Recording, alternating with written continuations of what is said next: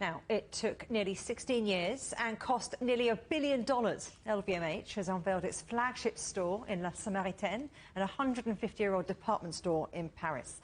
The luxury group hopes it will secure a big chunk of tourist spending after the pandemic. The CEO of the company's travel retailer, which is in charge of the project, told me why it's taken so many years to finish. There's been a lot of work being done for LVMH to drive this massive renovation in the heart of Paris. Of course, there was some very important paperwork that needed to happen. But if we fast forward and we look only at the last 5 years, these were really the critical 5 years where all the engineers, all the architects, and all the know-how of so many collaborators have worked tremendously. I was very, very lucky to be there yesterday for the inauguration, where the French president, President Emmanuel Macron, together with the chairman of LVMH, Mr. Bernard Arnault, both unveiled this opening of La Samaritaine and the pride of all the teams who have been working for this project for so many years. This isn't just a shopping experience, is it? Explain the concept. It's not only about shopping. It's only about amazing products. It's also about experiences. We have 12 restaurants. We have a spa. We have a hair salon. All of this punctuated also with capsules of experiences created by the brands, curated by the teams of La Samaritaine and DFS. And that was really creating a new place for people to live, to work, but also to come shop. And that's a really good opportunity. But we're in the throes of a global pandemic. You're positioning this as a luxury emporium for big spenders. So where are your customers going to come from? Well, I think that La Samaritaine is also a project that demonstrates mixicity.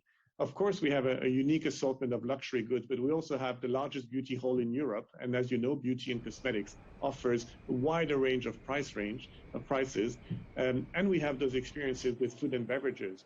An épicerie from the Maison Plisson, a juice bar, all sorts of, also an amazing assortment catering to the millennial customers. And this is in the newly renovated part of the building on Rue de Rivoli. And we hope that, of course, with the assortment, we will be able to rekindle with what consumers in Paris, the Parisians, used to enjoy back in the day when they were shopping in La Samaritaine and finding all sorts of things in this amazing store. And we want to also be generous in that sense and be inclusive as much as we can to creating this unique environment for those shoppers to come back to La Samaritaine. So you mentioned there's some pockets of normality in the business. Where? Well, I think the outlook for us at DFS is that the world is going to be separated into two big travel bubbles. One of them, of course, being China. And we've seen amazing success with our locations in Macau, where the customers have been able to go back and forth and really re-experiences and reappropriate the galleries that we have in Macau. And that's been a really savior for DFS in Asia. And the second bubble that we're seeing is in Europe. I think that the new lifting of quarantines, the new lifting of travel bans from America, particularly into Europe, and the fact that Europeans can travel freely in almost every country now without having to produce too many constraints and passports of vaccinations, I think is a great opportunity for us to also cater to this customer. Now, when it comes to the outlook, I think that international traveling will probably resume more to a normalcy by the second quarter of 2022, and all our teams are gearing up for that.